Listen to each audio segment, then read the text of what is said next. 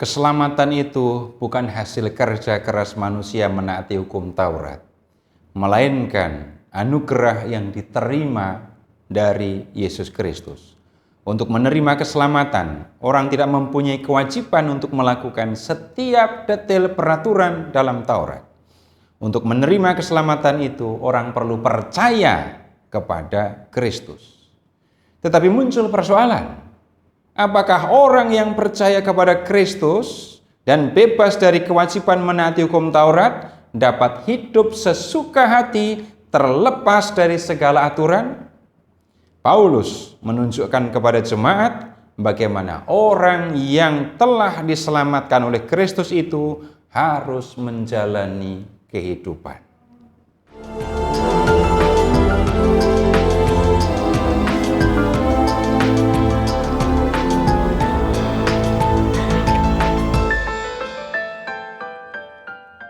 Kasih karunia dan damai sejahtera dari Allah Bapa kita dan dari Tuhan Yesus Kristus beserta kita.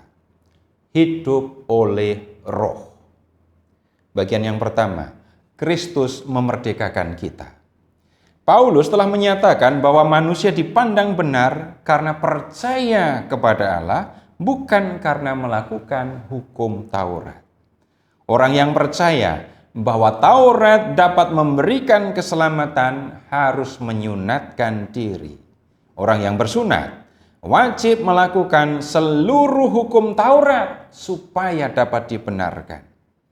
Kewajiban ini merupakan beban berat, sehingga Paulus menggambarkannya sebagai perbudakan.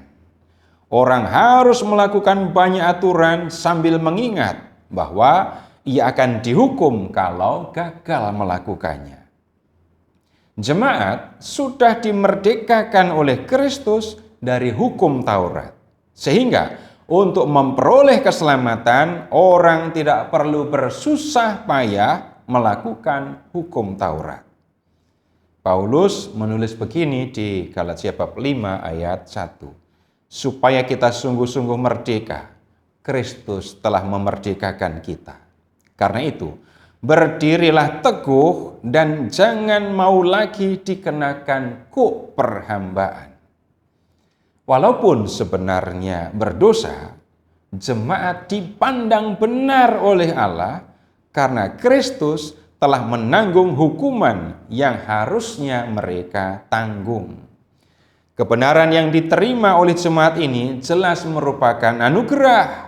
Dan untuk menerimanya, mereka perlu percaya kepada Kristus. Demikianlah orang yang percaya kepada Kristus dimerdekakan dari kewajiban untuk melakukan hukum Taurat. Tetapi kemerdekaan Kristiani itu bukanlah kemerdekaan tanpa kekang. Paulus menulis begini, saudara-saudara, memang kamu telah dipanggil untuk merdeka. Namun, janganlah mempergunakan kemerdekaan itu sebagai kesempatan untuk hidup dalam dosa. Melainkan, layanilah seorang akan yang lain oleh kasih. Galatia bab 6 ayat 13. Kemerdekaan itu bukanlah kesempatan untuk hidup dalam dosa.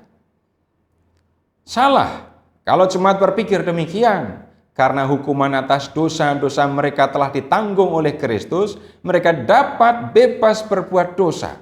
Seberapapun besarnya dosa yang telah diperbuat, toh Kristus akan menghapusnya. Sebaliknya, sebagai orang merdeka yang telah dibebaskan dari kekuasaan dosa, selayaknya mereka meninggalkan segala perbuatan dosa. Kristus telah membebaskan kita dari kekuasaan dosa. Aneh, kalau sampai kita membiarkan diri dikendalikan oleh dosa dan menuruti kecenderungan untuk berbuat dosa. Lalu, apa yang harus dilakukan? Orang beriman harus menyadari bahwa Kristus telah mengasihinya. Lalu, hidup sebagai orang yang telah dikasihi oleh Allah. Orang yang demikian akan berusaha mengasihi sesama seperti ia mengasihi dirinya sendiri. Ia akan berusaha mengasihi sesama seperti Tuhan sudah mengasihi dia. Kasih itu merupakan inti dari hukum Taurat. Orang yang mengasihi sesama sudah sama dengan melakukan hukum Taurat. Dengan demikian, Taurat bukan jalan untuk memperoleh keselamatan, tetapi jiwa dari hukum Taurat, yaitu kasih, merupakan sikap hidup orang yang sudah diselamatkan oleh Allah. Bagian kedua, menerima Roh Kudus. Karena sudah percaya kepada Kristus, jemaat juga sudah menerima karunia Roh Kudus. Galatia bab 3 ayat 1 sampai dengan 5. Karunia ini menuntut orang yang menerimanya untuk hidup menurut Roh itu sehingga buah-buahnya menjadi nyata. Karena itu Paulus mengingatkan jemaat supaya hidup oleh Roh, supaya tidak menuruti keinginan daging, karena memang keinginan daging berlawanan dengan keinginan Roh. Paulus menulis begini, maksudku ialah hiduplah oleh Roh dan kamu tidak akan menuruti keinginan daging. Roh yang dimaksud oleh Paulus bukanlah jiwa manusia, melainkan kekuatan Allah yang hadir dan bekerja dalam diri orang-orang yang percaya kepada Kristus. Daging yang dimaksudkan bukanlah raga manusia, melainkan unsur dalam diri manusia yang menjauhkannya dari kasih Allah dan sesama. Keinginan daging membawa orang pada perbuatan daging, yakni percabulan kecemaran hawa nafsu, penyembahan berhala, sihir, perseteruan, perselisihan, iri hati, kemarahan, kepentingan diri sendiri, percekcokan, perpecahan, kedengkian, kemabukan, pesta pora, dan sebagainya. Orang-orang yang melakukan hal-hal tersebut tidak akan mendapat bagian dalam kerajaan Allah. Sedangkan buah Roh adalah kasih, sukacita, damai sejahtera, kesabaran, kemurahan, kebaikan, kesetiaan, kelemah lembutan, dan penguasaan diri. Kalau seseorang hidup oleh Roh, hendaknya ia juga dipimpin oleh Roh dan membiarkan Roh itu bekerja di dalam dirinya. Jika demikian, Roh itu akan menghasilkan buah di dalam dirinya. Kekuatan Roh membuat orang sanggup mengasihi serta mengalami sukacita dan damai sejahtera.